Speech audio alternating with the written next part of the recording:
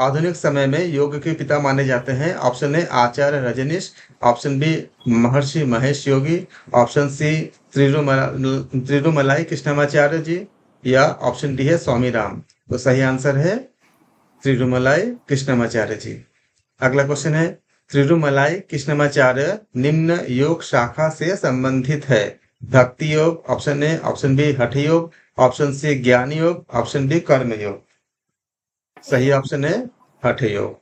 अगला क्वेश्चन है, तिरुमलाई कृष्णमाचार्य का ग्रंथ है? ऑप्शन ए है योग मकरंद, ऑप्शन बी है योग रहस्य एवं योग बलि, ऑप्शन सी है योग आसंगलु, या ऑप्शन डी है उपयुक्त सभी। तो सभी। सही आंसर है ऑप्शन डी उपयुक्त सभी।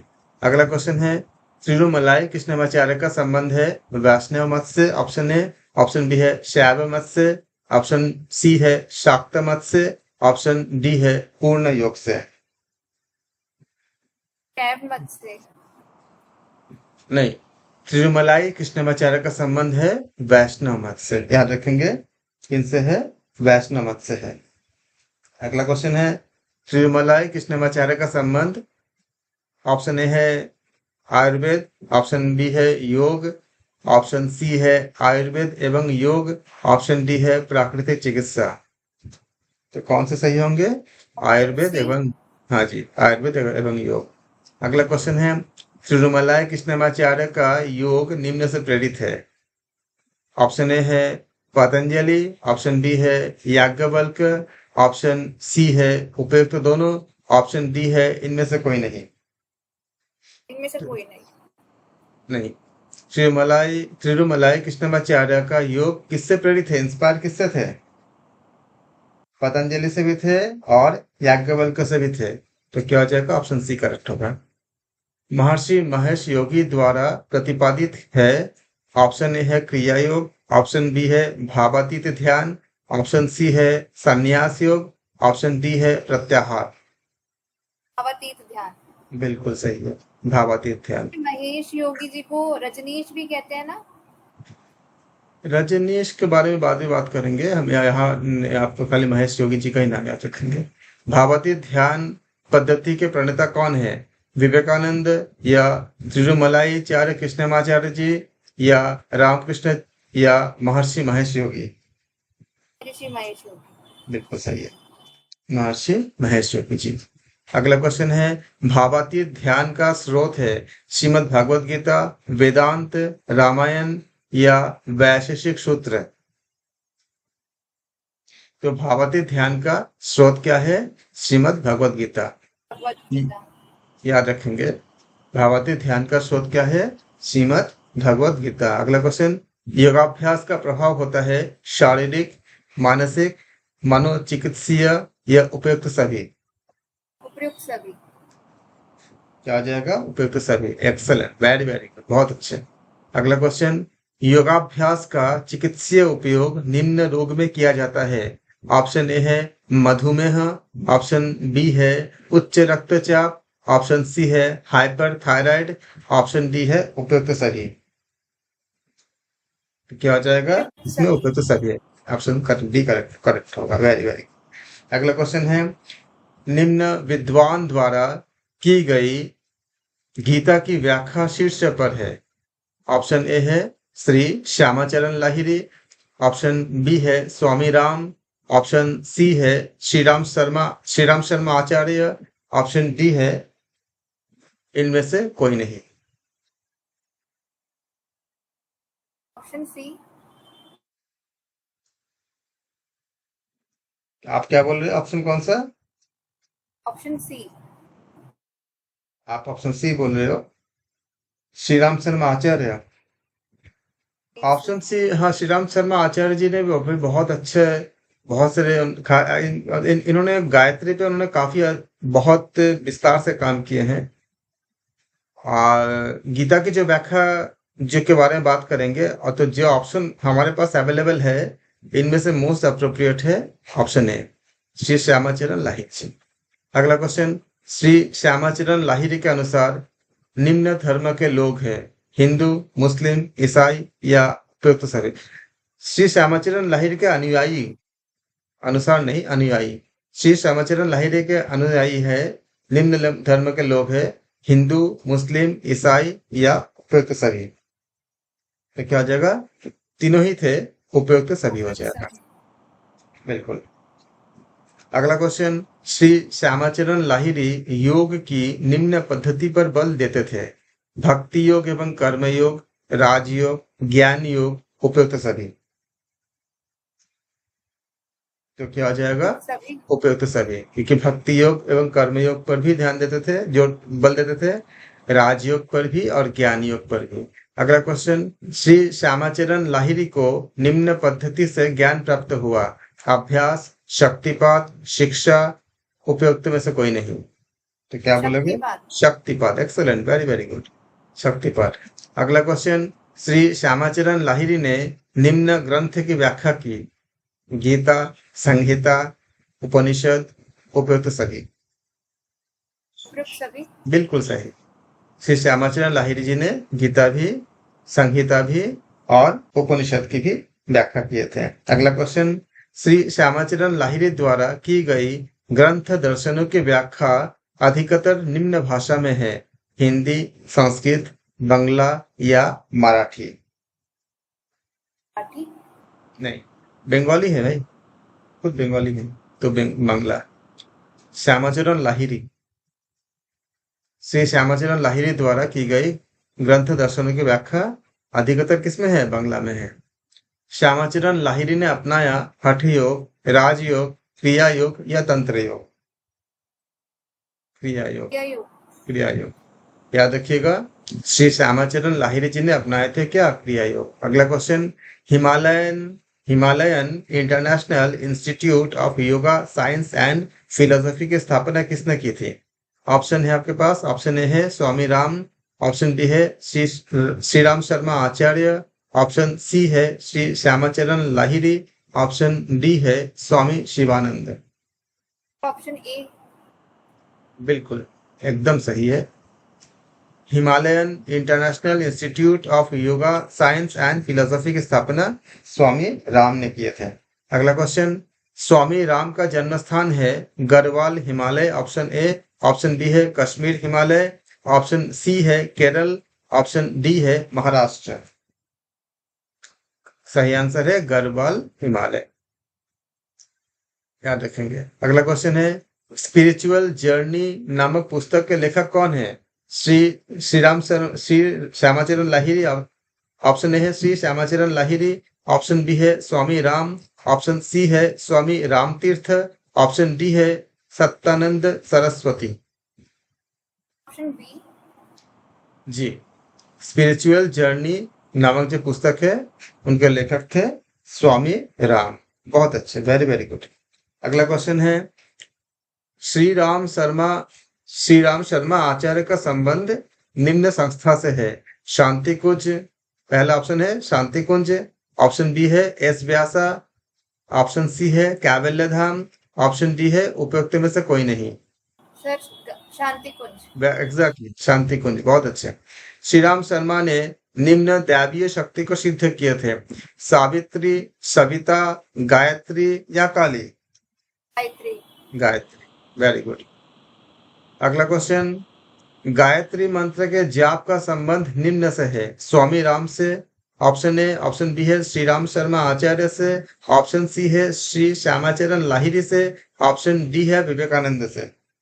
Option B. बिल्कुल सही। गायत्री मंत्र के जाप का संबंध श्री राम शर्मा आचार्य से है। अगला क्वेश्चन, श्री राम शर्मा आचार्य थे योगी, ऑप्शन ए, ऑप्शन बी स्वतंत्रता संग्राम सेनानी, ऑप्शन सी उपदेशक, ऑप्शन डी उपयुक्त सभी। तो क्या?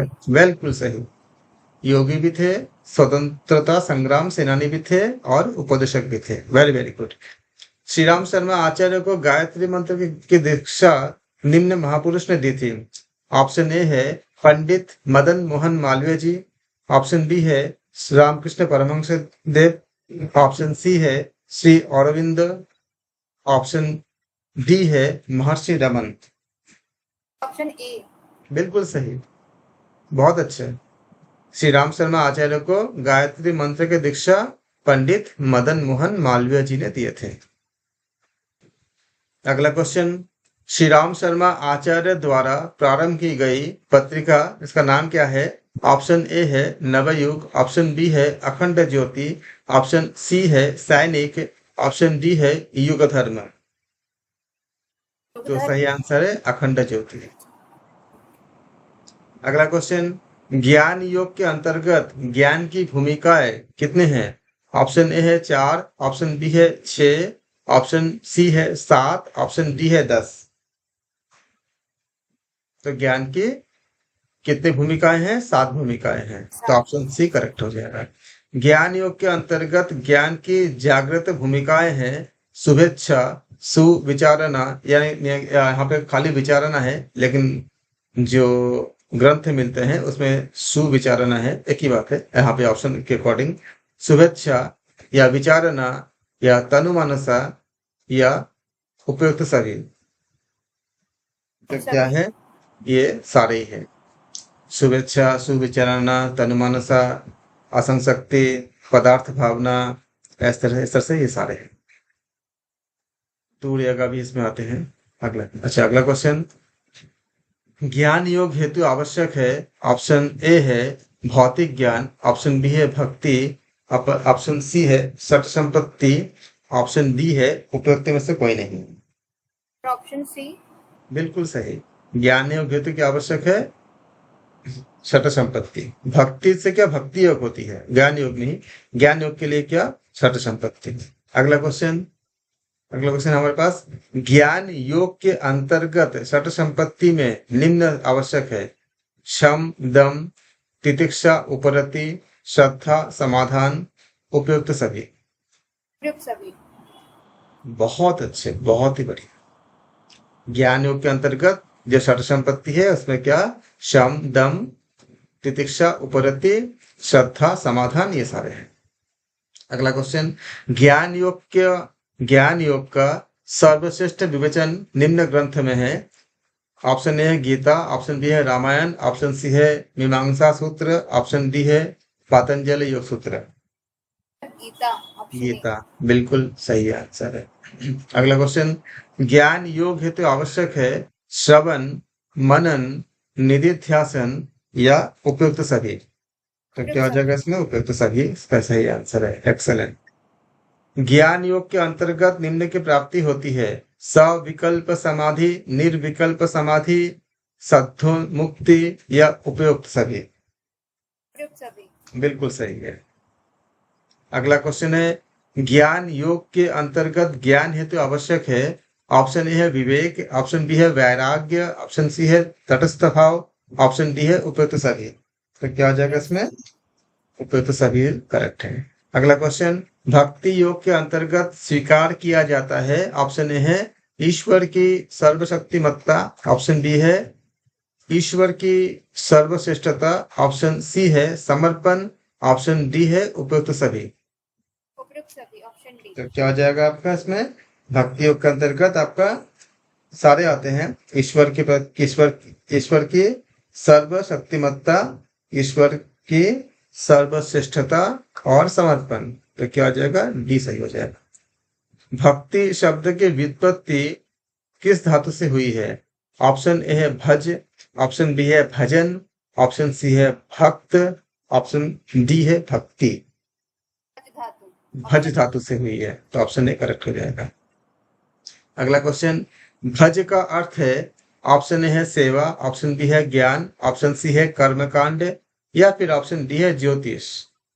तो भज का अर्थ क्या होती है? सेवा होती है। अगला क्वेश्चन, भक्ति का भेद है। ऑप्शन ए है सगुना, ऑप्शन बी है गौणी, ऑप्शन सी है वैधि, ऑप्शन डी है उपयुक्त सभी। तो क्या हो जाएगा? उपयुक्त सभी, बिल्कुल सही। अगला क्वेश्चन, भक्ति होती है सात्विकी, राजसी, तामसी या उपयुक्त सभी। बिल्कुल सही है। भक्ति क्या होती है? सात्विकी भी होती है, रजस भी होती है और तमस भी होती है। अगला क्वेश्चन, भक्ति होती है निर्गुण, रागात्मिका, परासाध्य या उपयुक्त सभी। तो उपयुक्त सभी बिल्कुल सही है। अगला क्वेश्चन, दूसरों के अहित हेतु जो भक्ति की जाती है वह भक्ति कैसे होती है? सात्विकी, राजसी, तामसी या ये सारे? राजसी। ऑप्शन तामसी, डी। बिल्कुल सही है। तामसी भक्ति से हम दूसरे का अहित हेतु जो भक्ति होती है उसको तामसी भक्ति कहते हैं। अगला क्वेश्चन, राजसी भक्ति निम्न इच्छा की प्राप्ति हेतु की जाती है। ऑप्शन ए है ऐश्वर्य, ऑप्शन बी है कीर्ति, ऑप्शन सी है विषयोपभोग, ऑप्शन डी है उपयुक्त सभी। उपयुक्त तो सभी। क्या हो जाएगा? उपयुक्त सभी करेक्ट हो जाएगा, बिल्कुल सही है। अगला क्वेश्चन है, मुक्ति हेतु की जाने वाली भक्ति किस प्रकार की होती है? ऑप्शन ए है सात्विकी या राजसी, ऑप्शन बी ऑप्शन सी है तामसी या इनमें से कोई नहीं। तो मुक्ति हेतु की जाने वाली जो भक्ति होती है वो सात्विकी होती है। सात्विकी। अगला क्वेश्चन, सर, हाँ बोलो। राजसी और तामसिक भक्ति में क्या अंतर है? कोई एग्जांपल से बता दीजिए। तामसिक भक्ति वो होती है जैसा अभी ऊपर के क्वेश्चन में था कि किसी हमें जब हम किसी का अगर जैसे प्रतिशोध लेने या किसी का अहित करने के लिए जो भक्ति होती है वो होती है। और राजसी भक्ति में क्या कि जो सांसारिक भोग विलास की प्राप्ति करने के लिए या कोई मनोकामना पूर्ति करने के लिए ईश्वर के मतलब मुक्ति पाने के या मोक्ष पाने के अलावा चीजें होती है जिसके हे प्रभु हम आपकी भक्ति करते हैं कि हमारा ये कार्य हो जाए, हम एग्जाम में पास हो जाए या हमें नौकरी मिल जाए या हमें जॉब मिल जाए या अपने किसी उद्देश्य की प्राप्ति जो जो जो उद्देश्य आपका सामान्यतया जो भौतिक वस्तु की प्राप्ति के लिए जो की जाती है उसको हम कहते हैं राजसी भक्ति। जो भौतिक वस्तु की प्राप्ति के लिए हम जो भक्ति कर रहे हैं वो मान लिया राजसी भक्ति है, लेकिन उस भौतिक वस्तु की प्राप्ति के लिए अगर हम किसी का अहित कर रहे हैं तो वो तो राजसी भक्ति हो जाएगा ना? नहीं, उसमें अगर किसी का अहित करते हैं तो तामसी में आ जाती है। सात्विक भक्ति में जो बातें आती है जब हम किसी को अच्छा करने के लिए करते हैं, प्रार्थना करते हैं कि सबके भला हो या किसी को सुख पहुंचाने के लिए करते हैं या समाज के अच्छे के लिए करते हैं या प्रभु पर पूरा पूरा समर्पण करते हैं, वो सात्विक भक्ति कहलाता है। जैसे कि गोपियों का जो भक्ति था प्रभु श्री कृष्ण के प्रति, ये सात्विक भक्ति था।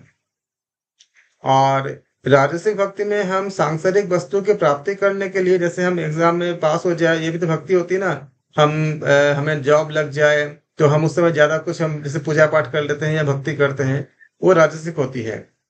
और ईर्ष्यावश या किसी और वजह से किसी को दुख पहुंचाने के लिए जो भक्ति होती है उसको तामसिक भक्ति कहते हैं।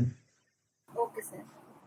अगला क्वेश्चन है, संसार के दुखों से मुक्ति हेतु निम्न भक्ति उपयोगी होता है। परा, अपरा, सगुना या उपयुक्त कोई नहीं। तो क्या होती है? ऑप्शन ये परा भक्ति होती है। अगला क्वेश्चन, भक्तों का प्रकार है अर्थार्थी, आर्त एवं जिज्ञासु, ज्ञानी या उपयुक्त सभी। उपयुक्त सभी। बिल्कुल, भगवद गीता में भी ये बात बताई गई है, उपयुक्त सभी। अगला क्वेश्चन, ज्ञानी भक्त को होना चाहिए द्वेष एवं अहंकार रहित। Option A. ऑप्शन बी है सुख दुख में समभाव, ऑप्शन सी है करुणा एवं ममत्व युक्त, ऑप्शन डी है उपयुक्त सभी। उपयुक्त तो सभी। क्या हो जाएगा? उपयुक्त सभी हो जाएगा। Very good. अगला क्वेश्चन है, ज्ञानी भक्त को होना चाहिए संतुष्ट एवं दृढ़ निश्चयी, क्षमाशील। अगला ऑप्शन ए था, ऑप्शन बी है क्षमाशील, ऑप्शन सी है योग युक्त, ऑप्शन डी है उपयुक्त सभी। तो क्या हो जाएगा? उपयुक्त सभी, एग्जैक्टली। अगला क्वेश्चन है, साधन या नवविधा भक्ति का लक्षण है नाम भक्ति, विग्रह भक्ति, भाव भक्ति या उपयुक्त सभी। तो क्या हो जाएगा? इसमें आपका क्या क्या ऑप्शन बताया गया है? नाम भक्ति और विग्रह भक्ति, भाव भक्ति। तो क्या हो जाएगा? उपयुक्त सभी हो जाएगा। अगला क्वेश्चन, नाम भक्ति में समाहित है क्या? ऑप्शन है श्रवण, ऑप्शन बी है कीर्तन, ऑप्शन सी है स्मरण या फिर उपयुक्त सभी। तो उपयुक्त सभी, वेरी गुड। अगला क्वेश्चन, विग्रह भक्ति में समाहित है पाद सेवन, अर्चन, वंदन या उपयुक्त सभी। तो क्या हो जाएगा? उपयुक्त सभी, बिल्कुल सही है। अगला क्वेश्चन, भाव भक्ति में समाहित है दास्य, सख्य, आत्मनिवेदन या उपयुक्त सभी। तो क्या आ जाएगा? उपयुक्त सभी। उपयुक्त सभी। Very very good. फलासक्ति से रहित होकर कर्म करना क्या कहलाता है? कर्मयोग या ज्ञान योग या भक्ति योग या इस आपका दोनों में ज्ञान योग आ गया है, लेकिन होना चाहिए कर्मयोग, ज्ञान योग, भक्ति योग, या ऑप्शन अलग होना चाहिए, लय योग इत्यादि होना चाहिए। तो क्या होना चाहिए? फलासक्ति से रहित होकर जो कर्म करते हैं उसको क्या कहते हैं? उसको कहते हैं कर्मयोग कहते हैं। फल की आसक्ति न रखते हुए जो करते हैं। अगला क्वेश्चन, कर्मयोग का उपदेश निम्न ग्रंथ में दिया गया है। ऑप्शन ए है रामायण, ऑप्शन बी है रामचरितमानस, ऑप्शन सी है गीता, ऑप्शन डी है इनमें से कोई नहीं। तो सही आंसर है भगवत गीता। अगला क्वेश्चन, तस्य वाचकः प्रणवः, यह सूत्र योग की निम्न विधा से संबंधित है। मंत्र योग, जप योग, राज योग, उपयुक्त सभी। तो देखो उपयुक्त सभी होगा क्योंकि मंत्र, ये मंत्र की तरह भी है, मंत्र योग हो गया। जाप करते हैं तो जाप योग हो गया। प्राप्ति क्या होती है? राजयोग होती है। तो क्या होगा? राजयोग भी हो गया। तो क्या होगा? उपयुक्त सभी हो जाएगा। अगला क्वेश्चन, मंत्र योग में मंत्र का जाप निम्न भाव से होना चाहिए। ऑप्शन ए है अर्थ जानकर, ऑप्शन बी है भाव जानकर, ऑप्शन सी है समर्पण भाव से, ऑप्शन डी है उपयुक्त सभी। तो क्या हो जाएगा उपयुक्त इसमें? सभी। उपयुक्त सभी करेक्ट आंसर है। अगला क्वेश्चन, मंत्र जाप करते हुए आराध्य के निम्न गुण का ध्यान करना चाहिए।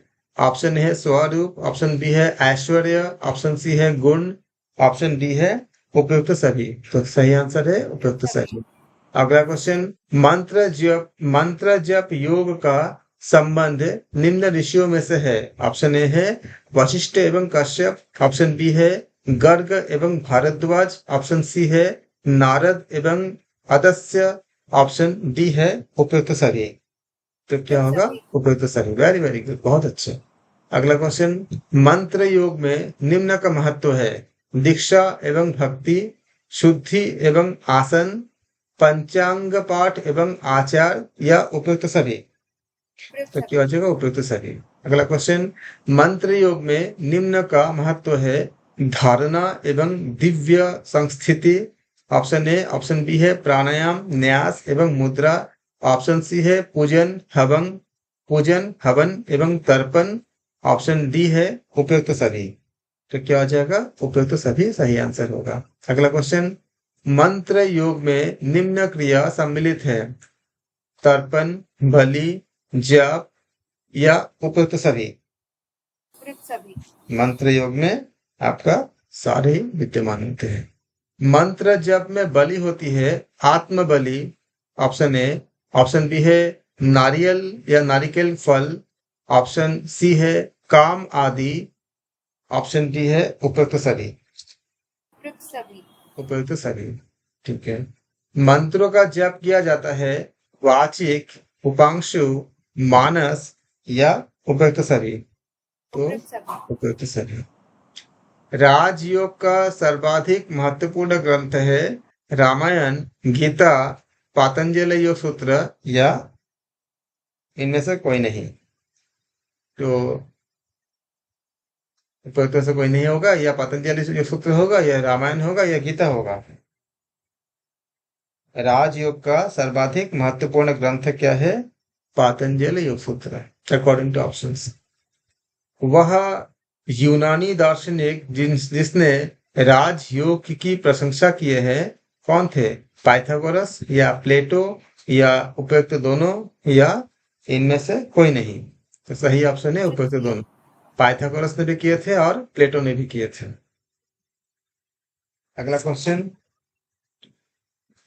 तस्य वाचकः प्रणवः, यह सूत्र योग की निम्न विधा से संबंधित है। मंत्र योग, जप योग, राजयोग, उपयुक्त सभी। उपयुक्त सभी। सर ये सारे क्वेश्चन रिपीटेड है। अलग अलग जगह से शायद एग्जाम्स में आए होंगे, इसलिए ऐसा लग रहा है कि इसमें रिपीटेड क्वेश्चंस लग रहे हैं ना। ये अभी अभी भी हो गया था ना। ओके, इसको हम, ऊपर ये भी हाँ सारे कर लिए। हाँ, वो दोबारा आ गया, इसको हम स्किप करते हैं इसको। राजयोग में समाहित है ऑप्शन ए है मन का नियमन, ऑप्शन बी है मन का अंतर्मुखीकरण, ऑप्शन सी है मन को एकाग्र करना, ऑप्शन डी है उपयुक्त सभी। तो क्या आ जाएगा? उपयुक्त सभी। Very good. राजयोग है चतुरंग या षडंग या सप्तांग या अष्टांग?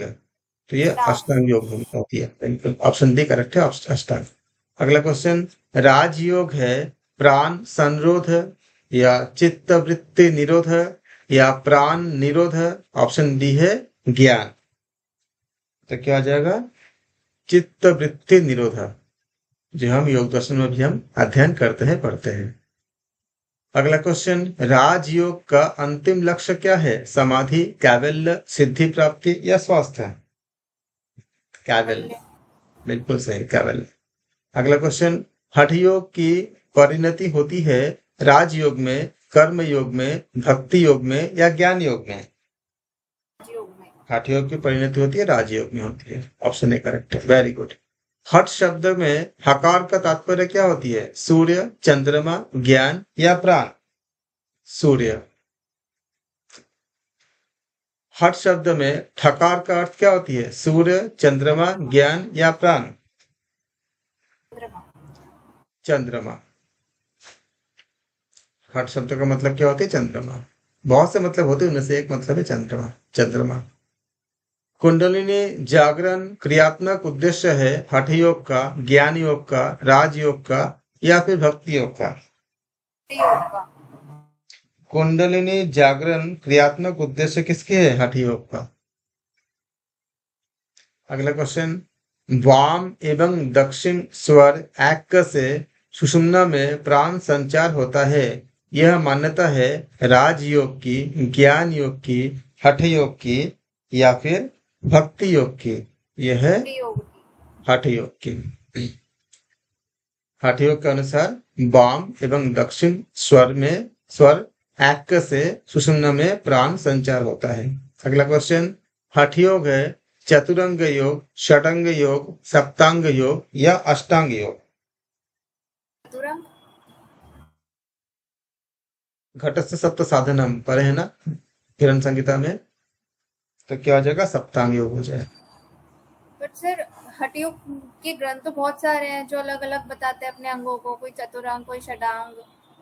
कैसे मोस्ट अप्रोप्रिएट जो लेंगे आप इसमें से, जो ऑप्शन दिए गए हैं इसमें से, जो जैसे किरण संगीता सबसे ज्यादा प्रचलित में से है, तो जो मोस्ट, मैंने बोला ना कि जो ऑप्शन होते हैं तो उसमें हमें देखने होते हैं कि सबसे ज्यादा अप्रोप्रिएट कौन सी है।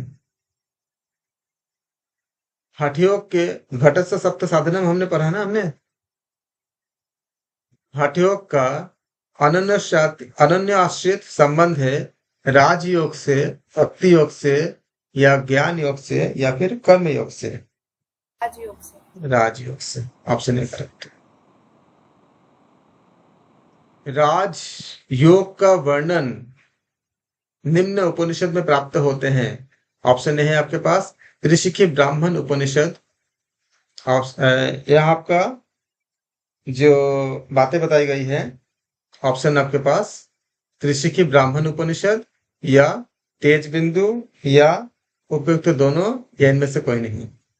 दोनों। बिल्कुल सही।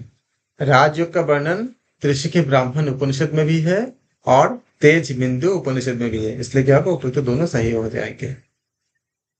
इसके बाद आपको कूट वाले क्वेश्चन होंगे।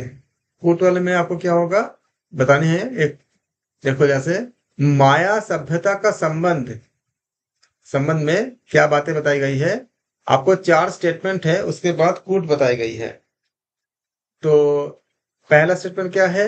यह अनुमानतः लगभग, और ये कूट वाले क्वेश्चन सबसे ज्यादा पूछे जाने के पिछली बार पूछे गए थे और अब आने की बहुत ज्यादा चांस ये है कि ये कूट वाला क्वेश्चन आएंगे, इसलिए इसके अकॉर्डिंग आप लोग रेडी। माया सभ्यता तो पहली बार सुन रहे हैं। हड़प्पा, सिंधु नहीं, माया सभ्यता था, इस तभी ये आपको मिलेंगे जब आप पुस्तक पढ़ोगे।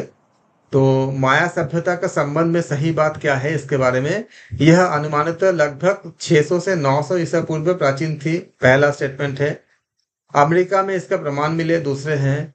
इसमें योगाभ्यास का प्रमाण मिले, तीसरा है। यह भारत वर्ष से संबंधित है, ये चौथे स्टेटमेंट है। आपको बतानी है कि इनमें से कौन सा करेक्ट है। तो एक्चुअली क्या है, जो माया सभ्यता के बारे में खाली जो रॉन्ग आंसर एलिमिनेशन मेथड का अप्लाई करो, माया सभ्यता का संबंध भारत से नहीं है। माया सभ्यता का संबंध आपका पाश्चात्य देश से, भारत से नहीं है। तो जहां भी फोर्थ ऑप्शन रहेगा उसको काट देंगे।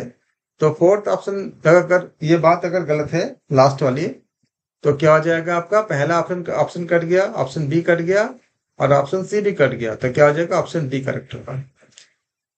इसके कंटेंट को याद रखेंगे। माया सभ्यता यह लगभग मानते हैं लगभग 600 से 900 ईसा पूर्व प्राचीन है और अमेरिका में इसका प्रमाण मिले हैं।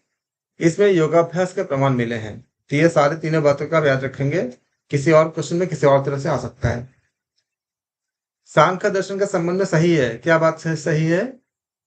स्टेटमेंट है आपके पास, यह योग दर्शन का तत्व मीमांसीय आधार है। इसमें दुख का विमोचन है, इसमें मुक्ति मार्ग का विवेचन है, यह ज्ञान का यथोचित विवेचन करता है। तो आपके पास सही कोट आपको चूज करनी है। इसके लिए भी आप, ऑप्शन बी। हाँ बोलो कौन से होंगे? बी। ऑप्शन बी, क्योंकि सांख्य दर्शन के संबंध में क्या बातें हैं, यह योग दर्शन के तत्व मीमांसीय आधार भी है, सही है। इसमें दुख का विवेचन है, यह भी सही है। और इसमें मुक्ति मार्ग का विवेचना है, यह भी सही है। और यह ज्ञान को यथोचित विवेचना करती है, यह भी सही है। तो क्या हो जाएगा आपका, ऑप्शन बी करेक्ट हो जाएगा। बहुत अच्छे। अगला क्वेश्चन, अथर्ववेद के बारे में सही बातें आपका सही है। पहला स्टेटमेंट है इसमें जादू टोना बताया गया है और सेकंड स्टेटमेंट है इसमें औषधियों का वर्णन है। थर्ड स्टेटमेंट है इसमें यज्ञ विधि समझाई गई है और फोर्थ है मंत्र तंत्र बताया गया है। तो इसके बाद आपके पास कूट है, आपको कूट को चुनाव करनी है। तो इसमें अभी अगर आप रॉन्ग आंसर एलिमिनेशन मेथड का अगर अप्लाई करना चाहो तो एक बात जो है कि इसमें यज्ञ विधि समझाई गई है, ये गलत है, ये नहीं है अथर्ववेद में। तो अगर ये नहीं है तो जहां जहां थर्ड है वहां आप इसको कैंसिल कर दो। तो थर्ड कहां पर है, सी में, सी कट गया। बाकी क्या बचा आपका, अथर्ववेद में जादू टोना बताया गया है, ये सही है। इसमें औषधियों का वर्णन है, ये भी सही है। मंत्र तंत्र बताया गया है, ये भी सही है। तो फिर क्या होगा, डी करेक्ट हो जाएगा। अगला क्वेश्चन, उपनिषद अर्थात स्टेटमेंट है ज्ञान प्राप्ति हेतु गुरु के समीप बैठना। स्टेटमेंट सेकंड है ब्रह्म ज्ञान एवं रहस्यमय उपदेश और स्टेटमेंट थर्ड है तप हेतु वन गमन और स्टेटमेंट फोर है ब्रह्म वाक्य। तो आपको बतानी है इनमें से क्या आपको लगता है सही लगता है। ये आपका ऑप्शन सारे ठीक है, फर्स्ट थर्ड सेकंड फोर्थ। देखो क्या है, सही बात क्या है कि उपनिषद में मतलब क्या होती है, आपको जो बताया गया है ज्ञान प्राप्ति हेतु गुरु के समीप बैठना, यह करेक्ट है। ब्रह्म ज्ञान एवं रहस्यमय उपदेश, ये भी करेक्ट है। लेकिन उपनिषद के बारे में हम तप हेतु वन गमन सारे में नहीं है और ब्रह्म वाक्य ये भी सब में नहीं मिलते, कुछ कुछ में जरूर मिलते हैं। तो मोस्ट अप्रोप्रिएट क्या हो जाएगा, लेकिन हर उपनिषद के लिए यह बात सही है कि ज्ञान प्राप्ति हेतु गुरु के समीप बैठना, ये सही है। और ब्रह्म ज्ञान और ब्रह्म वाक्य दोनों अलग अलग है, इसमें एक साथ मत करना। तो ब्रह्म ज्ञान और रहस्यमय उपदेश ये सबके लिए सही है। तो क्या हो जाएगा, ऑप्शन बी करेक्ट होंगे, फर्स्ट और सेकंड। ब्रह्म वाक्य और ब्रह्म ज्ञान दोनों एक नहीं है।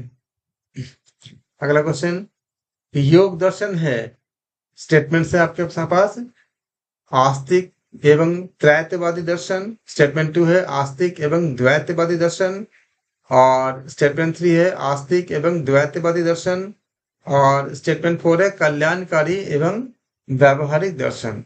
इसके बाद आपके पास कूट है, तो कूट का आपको चूज करने होंगे। तो क्या हो जाएगा आपका, एक तो पहला है ऑप्शन ए इज करेक्ट है, क्योंकि ये आस्तिक और त्रैतवादी तो है ही, क्योंकि प्रकृति पुरुष ईश्वर तीनों है, तो त्रैतवादी हो गया। और उसके बाद क्या है आपका आस्तिक और द्वैतवादी, जो त्रैतवादी होगा तो उसमें द्वैतवादी तो नहीं होगा। थर्ड में क्या है, वो भी नहीं होगा। फोर्थ में क्या है, कल्याणकारी और व्यावहारिक दर्शन, तो क्या हो जाएगा, ऑप्शन ए करेक्ट हो जाएगा। अगला क्वेश्चन, सांख्य दर्शन है, स्टेटमेंट है आस्तिक और त्रैतवादी दर्शन, आस्तिक और द्वैतवादी दर्शन, नास्तिक और द्वैतवादी दर्शन, कल्याणकारी एवं सैद्धांतिक दर्शन। फिर आपके इसमें कूट है, कौन से होंगे आपको देख के ऑप्शन बतानी है। डी। देखो, आस्तिक और द्वैतवादी ये सेकंड करेक्ट है, और कौन से है, कल्याणकारी एवं सैद्धांतिक दर्शन ये करेक्ट है, तो क्या हो जाएगा, ऑप्शन बी करेक्ट हो जाएगा। नास्तिक तो है ही नहीं, तो जहां पे थर्ड है उसको काट दो उसको, और सांख्य दर्शन त्रैतवादी नहीं है तो ये भी कट जाएगा। आपके पास से चूज करने के लिए होंगे तो फर्स्ट कट गया, फर्स्ट अगर नहीं है तो फिर ऑप्शन ए और ऑप्शन डी दोनों कट गया, और अगर आपका नास्तिक दिया है तो थर्ड भी कट गया, तो बी खाली खाली बी बचा है। अगला क्वेश्चन, उपनिषद में सद धातु का अर्थ है, आपका इसमें जो स्टेटमेंट है, बैठना, नाश करना, प्राप्त करना या शिथिल करना। अब इसके बाद आप इसमें ऑप्शन कोट डी। का कौन से होंगे, ऑप्शन डी, चारों ऑप्शन ठीक है। ऑप्शन डी चारों ठीक है, वेरी गुड। उपनिषद में शब्द धातु का अर्थ क्या होती है, बैठना भी होता है, नाश करना भी होता है, प्राप्त करना भी होता है और शिथिल करना भी होता है, तो बी करेक्ट। पंच ज्ञानेंद्रिया क्या होती है, आपके पास चार स्टेटमेंट है, पहला है आंख, जीभ और नाक, दूसरा है कान और त्वचा, तीसरा है हाथ, पैर और मुख, चौथा है गुदा और जनन इंद्रिया। फर्स्ट और सेकंड करेक्ट है, ऑप्शन बी। बिल्कुल सही है। पंच ज्ञानेंद्रिया में आपका आंख, जीभ, नाक, कान और त्वचा। पांच कर्मेंद्रियों के लिए भी आपका स्टेटमेंट है चार, तो इसके लिए पहला क्या है आपका आंख, जीभ, नाक, दूसरा आपका स्टेटमेंट है कान और त्वचा, तीसरा है हाथ, पैर और मुख, चौथा है गुदा एवं जननेंद्रिय। फिर आपका सही कोट है, कोट आप निकालेंगे इसमें से, बताए कौन से होंगे। थर्ड और फोर्थ सर ठीक है, ऑप्शन डी। बिल्कुल सही है, ऑप्शन डी करेक्ट है। अगला क्वेश्चन, पंच तन्मात्रा है, स्टेटमेंट है रूप, रस और गंध, और स्टेटमेंट सेकंड है शब्द और स्पर्श, थर्ड है अग्नि, जल, पृथ्वी, फोर्थ है नभ एवं वायु। तो क्या हो जाएगा आपका इसमें, फर्स्ट और सेकंड होगा तो ऑप्शन बी करेक्ट हो जाएगा। पंच तन्मात्रा के लिए, पंच महाभूत के लिए, पंच महाभूत है रूप, रस, गंध पहला स्टेटमेंट, शब्द, स्पर्श सेकंड स्टेटमेंट, थर्ड है अग्नि, जल और पृथ्वी, फोर्थ है नभ एवं वायु। तो पंच महाभूत में आप क्या बोलोगे, कौन से हैं। Option D. Option D, third और फोर्थ मिला के होंगे, तो ये पंच महाभूत हो जाएगा आपका थर्ड और फोर्थ। नैतिक नियमों का संबंध किससे है, दिग्दर्शन एवं निर्दर्शन पहला स्टेटमेंट, सेकंड है आचरण एवं प्रबंध, और थर्ड है औचित्य एवं आचार, फोर्थ है व्यक्तिगत एवं सामाजिक उत्थान। सही कोट क्या हो जाएगा, ऑप्शन डी। बिल्कुल। नैतिक नियमों का संबंध क्या है, दिग्दर्शन एवं निर्देशन से भी है, औचित्य और आचार से भी है, आचरण और प्रबंध का भी होता है, और उत्थान का भी है, तो क्या हो जाएगा, ऑप्शन डी करेक्ट हो जाएगा। अगला क्वेश्चन, नीतिगत आचरण में समाहित है, स्टेटमेंट है औचित्य एवं शालीनता, स्टेटमेंट सेकंड है बुद्धिमत्ता एवं कुशलता, और स्टेटमेंट थर्ड है युक्ति, योजना एवं उपाय, स्टेटमेंट फोर्थ है व्यक्तिगत एवं सामाजिक हित।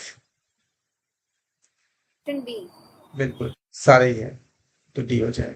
अगला क्वेश्चन, शांति पर्व के अनुसार साधक में निम्न विशेषता होने चाहिए, अहिंसा एवं सत्य, और स्टेटमेंट 1, स्टेटमेंट 2 है धैर्य एवं इंद्रिय निग्रह, स्टेटमेंट 3 है सभी प्राणियों को शरण देने वाला, स्टेटमेंट 4 है नीरस।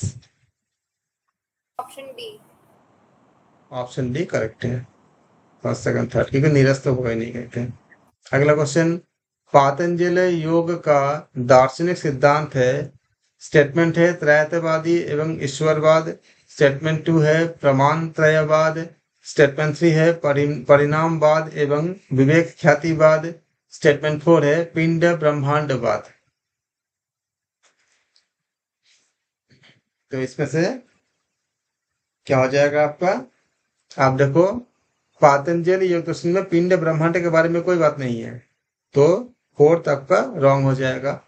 बाकी त्रैतवाद और ईश्वरवाद सही है, प्रमाण त्रयवाद सही है, क्योंकि 3 तरह के प्रमाण इसमें बताए गए हैं, और परिणाम एवं विवेक ख्यातिवाद भी सही है। तो क्या हो जाएगा आपका? डी करेक्ट हो जाए। अगला क्वेश्चन, गोरक्षनाथ का सिद्धांत है पिंड ब्रह्मांड एवं शिव शक्ति अभेदवाद, पहला स्टेटमेंट है। अवधूत सदगुरु एवं गुरुवाद, सेकंड स्टेटमेंट है। शिवाद शिवादवाद द्वैत विवर्जित, थर्ड स्टेटमेंट है। या फिर षडांग योग है आपका फोर्थ स्टेटमेंट है। तो इसमें क्या है आपका? चारों ही सही है, तो ऑप्शन डी करेक्ट हो जाएगा। अगला क्वेश्चन, नाथ पंथ में निम्न शाखा भी सम्मिलित है। स्टेटमेंट पहला है सत्यनाशी, धर्मनाथी एवं रामपंथी। ऑप्शन बी है नाटेश्वरी, कण्हर एवं कपिलानी। ऑप्शन आपका थर्ड स्टेटमेंट है वैराग्य पंथ, माननाथी एवं आई पंथ। और फोर्थ है पागल पंथ, ध्वज पंथ एवं गंगानाथी। तो क्या हो जाएगा इसमें? एक्चुअली सारे सही है, तो क्या हो जाएगा? डी करेक्ट हो जाएगा, याद रखेंगे। अगला क्वेश्चन, छांदोग्य उपनिषद के अनुसार चैतन्य है। स्टेटमेंट है केवल जागृत। स्टेटमेंट सेकंड है जागृत एवं स्वप्न। स्टेटमेंट थर्ड है केवल तुरीय चैतन्य। और स्टेटमेंट फोर्थ है सुषुप्ति एवं तुरीय। तो कौन सा करेक्ट हो जाएंगे इसमें? जागृत और स्वप्न ये सही है सेकंड वाला, और सुषुप्ति और तुरीय ये सही है। तो क्या हो जाएगा? ऑप्शन सी करेक्ट हो जाएगा। अगला क्वेश्चन, ब्रह्म शब्द में बृह धातु का अर्थ होता है, जो बृह धातु जो बनती है।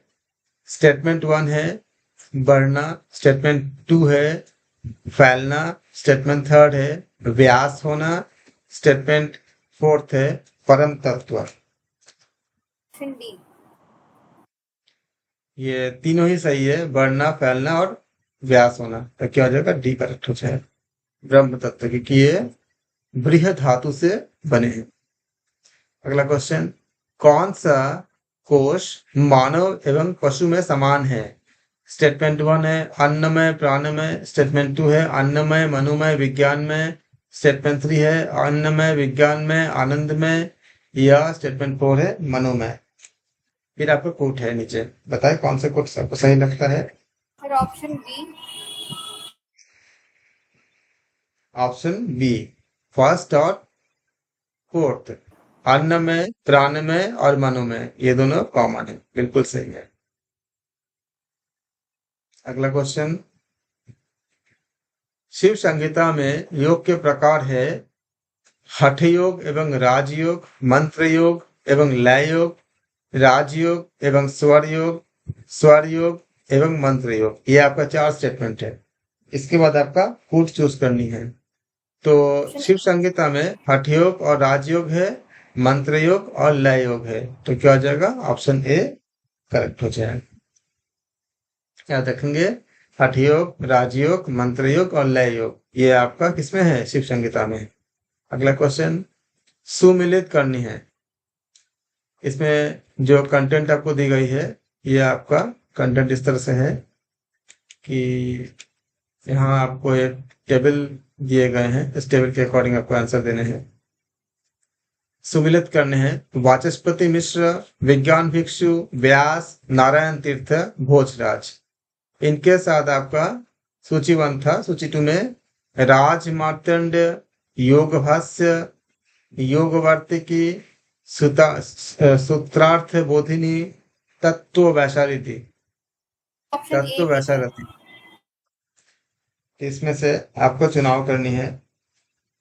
तो बिल्कुल आप देखो, इनको अगर ऐड करते हो तो वाचस्पति मिश्र क्या थे?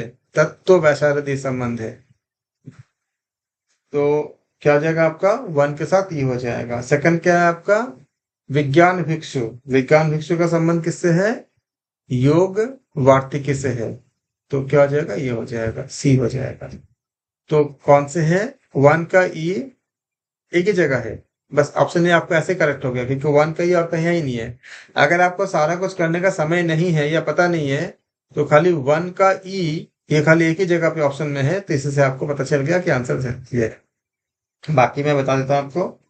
जो थर्ड है, थर्ड क्या है? व्यास। व्यास ने क्या किए थे? योग भाषा से संबंधित थे ये। और इसके बाद आपका नारायण तीर्थ।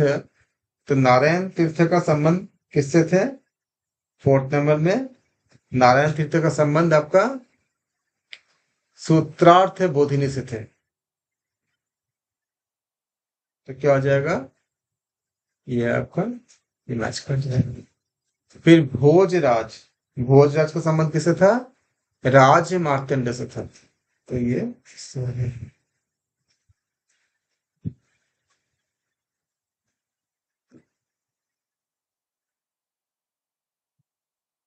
अगला क्वेश्चन है, सुमिलित कीजिए।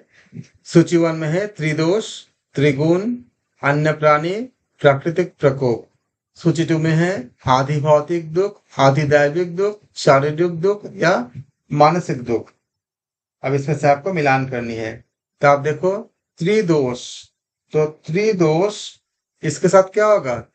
त्रिदोष, त्रिदोष में हमें अगर आप इनमें से जो भी आपको आता है उसको पहले आप मैच कर लो। तो त्रिदोष में क्या आएगा? क्या मैच करेगा? शारीरिक दुख आती है। ये तीनों दोष क्या करते हैं? शरीर को हमें दुख देती है, शारीरिक दुख हो जाएगा। तो ए का सी, ए का एक आपका फर्स्ट का सी। तो फर्स्ट का सी क्या है आपका? ऑप्शन ए में है, ऑप्शन डी में है। बाकी चेक कर लेते हैं। बाकी क्या होता है आपका? सेकंड क्या है? त्रिगुण। तो त्रिगुण किस में होती है? त्रिगुण से तीनों गुण जो होती है, सतगुण, रजगुण, तमगुण गुण, किसमें असर करता है? मन पे असर करता है। तो क्या हो जाएगा आपका? त्रिगुण से मानसिक दुख हो जाएगा। तो ये डी हो जाएगा इसका। फिर इसके बाद आपका आता है अगला क्या है आपका? अन्य प्राणी। तो अन्य प्राणियों से जो थर्ड पार्ट है, अन्य प्राणियों से क्या होती है? हमें किस तरह का दुख प्राप्त होती है? आदि भौतिक। तो क्या हो जाएगा? ये आदि भौतिक में हो जाएगा। इसके बाद फिर आपका अगला क्या है आपका? प्राकृतिक प्रकोप। तो प्राकृतिक प्रकोप फोर्थ पार्ट है। इससे हमें क्या मिलते हैं? आधि दैविक दुख मिलते हैं। तो क्या हो जाएगा? इसका संबंध हमें मिल जाएगा आधि दैविक से मिल जाएगा। तो क्या हो जाएगा? ऑप्शन कौन से करेक्ट होंगे? ए करेक्ट हो जाए।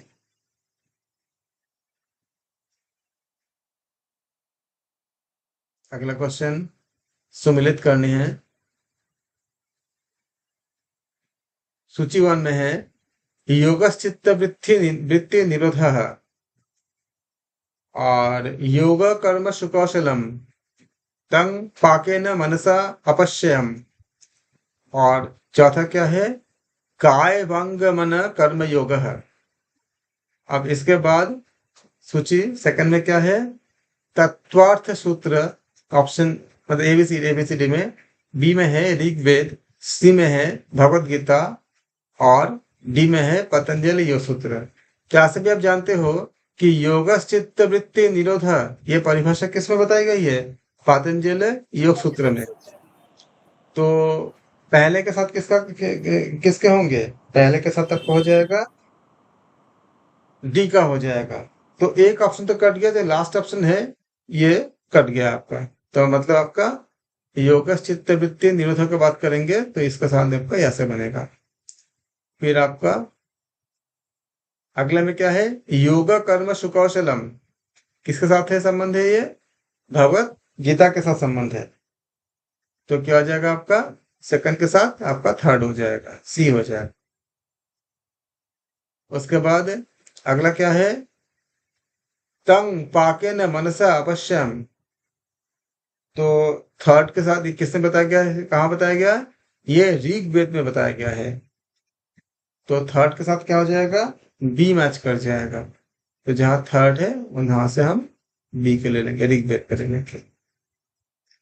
उसके बाद एक ही बचा, तो क्या आ जाएगा, जो फोर्थ है, फोर्थ में क्या हो जाएगा आपका, ए हो जाएगा, तत्वार्थ सूत्र है। इसको आप याद रखेंगे, तत्वार्थ सूत्र। तो फिर कौन सा ऑप्शन करेक्ट हो जाएगा, ऑप्शन बी करेक्ट हो जाएगा। सर ऑप्शन बी और सी तो बिल्कुल सेम है। हाँ, लेकिन अगर सेम सेम होंगे तो आपको उस हिसाब से मार्क्स मिल जाएंगे। तो आप इसमें ऑप्शन बी और सी गलती से सेम हो गया, लेकिन ये सी को थोड़ा सा अलग ऑप्शन कर देना होगा। लेकिन अगर ये ऑप्शन जहाँ रहेगा वो सही होगा। यहाँ आप जो इसमें ऑप्शन देने में गलती हो गई है, लेकिन डी सी बी ए या फिर डी सी बी ए दोनों में ही है, बी या सी यहाँ कर सकते हैं, लेकिन एग्जाम में जो आएगा जहाँ पे डी सी बी ए रहेगा खाली उसी को सही करेंगे आप। अगला क्वेश्चन सुमेलित करने हैं। सूची 1 में देव स्तुति, यज्ञ विधि, कर्म कांड, जादूटोना। सूची 2 में है अथर्ववेद, सामवेद, यजुर्वेद और ऋग्वेद। तो बताएं, देव स्तुति किस वेद में बताए गए हैं?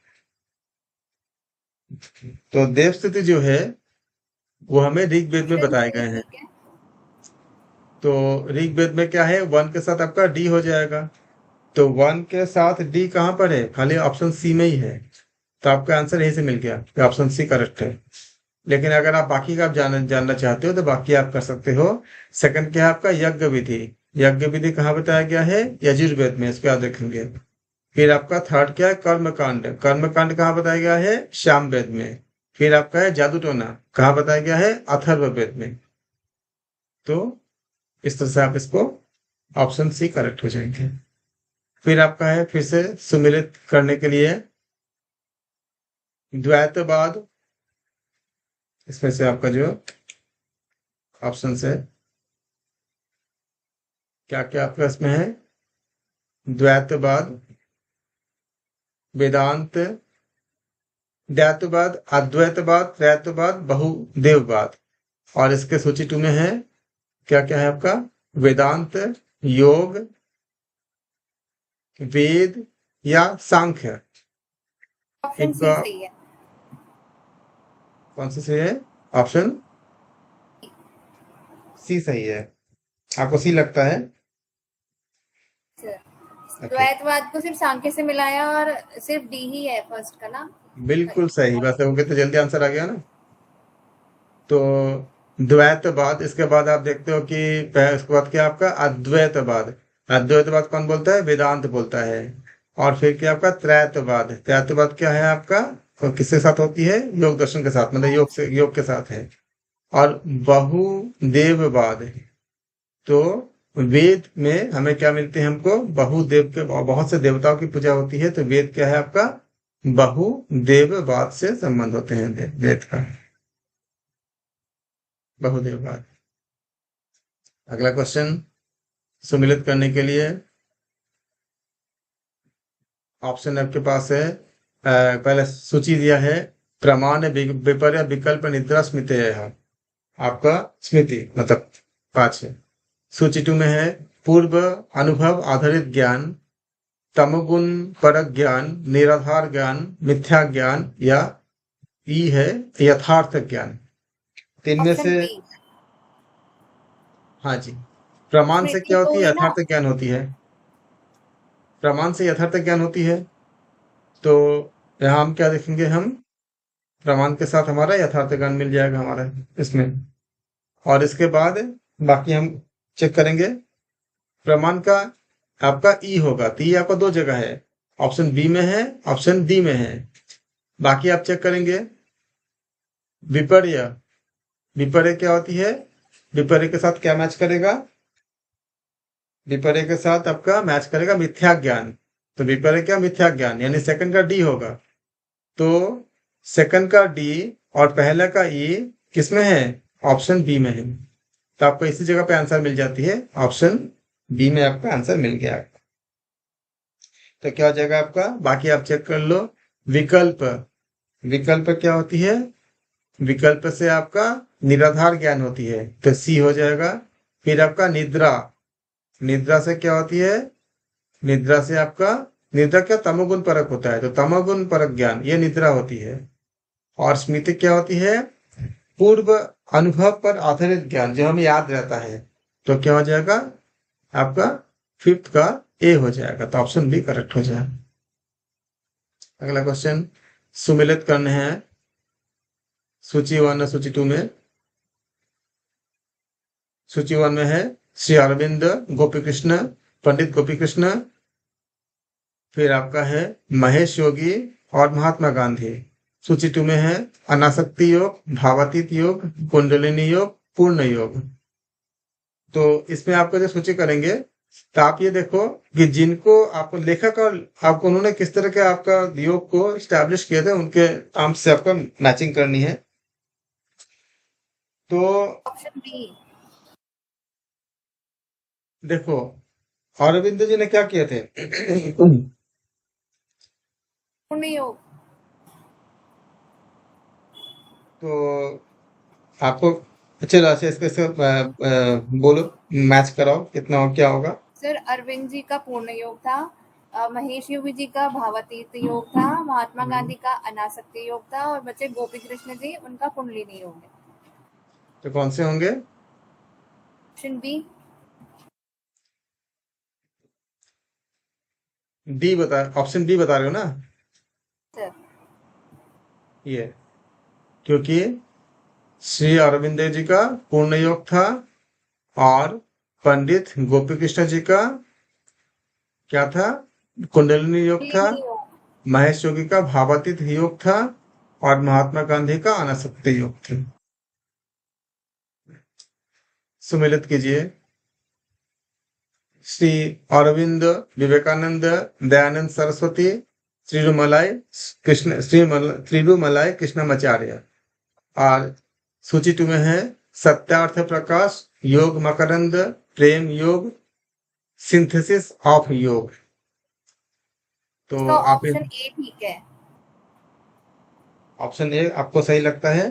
जी सर, दयानंद सरस्वती जी का सत्यार्थ प्रकाश है, और थर्ड का ऑप्शन सिर्फ ए ही बता रहा है, सिर्फ ऑप्शन ए भी। आपको ऑप्शन, आप ऑप्शन ए बोल रहे हो कि बी बोल रहे हो, सर ए, फर्स्ट ऑप्शन। पहला ऑप्शन। सर ओके, श्री अरविंद जी कैसे आप बता रहे हो पहला ऑप्शन। सर मैं जैसे थर्ड में दयानंद सरस्वती जी है ना, उनका हाँ मैच हो रहा है ए से, सत्यार्थ प्रकाश से, तो उसके एक बेस पर ही मैंने आइडेंटिफाई कर लिया ऑप्शन ए का आंसर। ओके, इसमें आपको बताया जा रहा है सत्यार्थ प्रकाश दयानंद सरस्वती जी का। तो दयानंद सरस्वती जी का सत्यार्थ प्रकाश तो आपका ऑप्शन ए में होगा, करेक्ट है, कहीं और है ही नहीं। और श्री अरविंद सिंथेसिस ऑफ योग, सेकंड विवेकानंद, विवेकानंद ने प्रेम योग को भी बताए थे।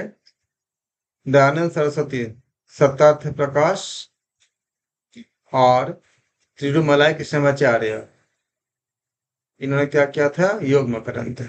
वेरी वेरी गुड, बहुत अच्छा। ये आपका अगला क्वेश्चन है, लास्ट क्वेश्चन सुमिलित करने हैं। सूची 1 में श्री अरविंद, महात्मा गांधी, श्री अरविंद, महेश योगी, भावातीत ध्यान, समग्र योग, अनासक्ति योग, नव्य वेदांति।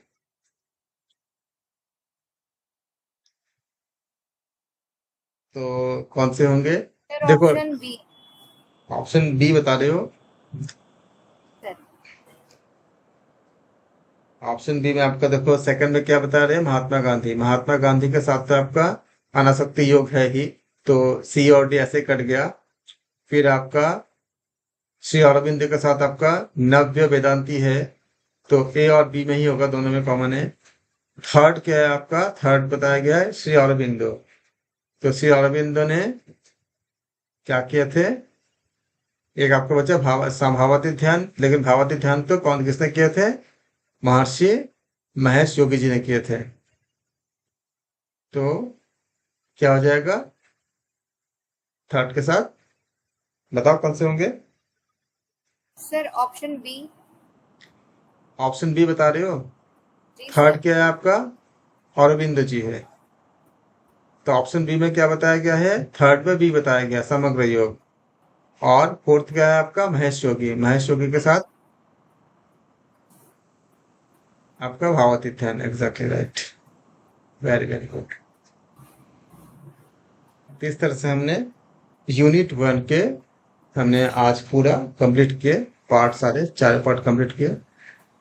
इसके बाद की क्लास से हम यूनिट 2 के हम रिवीजन करेंगे एमसीक्यूज, और बहुत जल्दी जो पेपर्स आपके हुए थे एग्जाम के, उस पेपर को भी हम बहुत जल्दी सॉल्व करेंगे, डिस्कस करेंगे। थोड़ा आप रिवीजन कर लीजिए। पहला यूनिट में आपने देखा कि फर्स्ट यूनिट को अलग से नहीं पढ़ने होते हैं, इसमें सारा मिक्स होते हैं। उपनिषद भी, योग दर्शन भी, हठ योग भी, और योगी के जीवन परिचय भी, सब कुछ मिक्स होते हैं इसमें। तो इसका मार्क्स गेन करना आसान है, जितने क्वेश्चन आएंगे इजीली आप इसके मार्क्स को गेन कर सकते हैं। इसके बाद हम करेंगे अगले क्लास में सेकेंड यूनिट को हम रिवीजन करेंगे। सेकेंड यूनिट के कंटेंट को आप अच्छे से रिवीजन करके आना अपने अपने लेवल पे, फिर इसको हम इसको सॉल्व करेंगे। UGC net yoga second paper के सेकंड यूनिट को। आप सबका धन्यवाद, और हम जल्दी पेपर सॉल्व करेंगे। तो पूरे सिलेबस को आप एक बार ओवरव्यू करके रखना, तो उससे क्या होगा, पेपर सॉल्व करने में, समझने में बहुत अच्छा हो जाएगा, बहुत आसानी हो जाएगा। यूनिट 1 के आपका पेपर 1 के यूनिट 8, 9, 10 और 1, 2, इस 5 यूनिट को आप अच्छे से करोगे। इन यूनिट्स के जो PYQ है उसको हम बहुत जल्दी सॉल्व करेंगे। आप लोग रेडी रखना, अपने प्रिपरेशन करके रिवीजन करके। Thank you so much.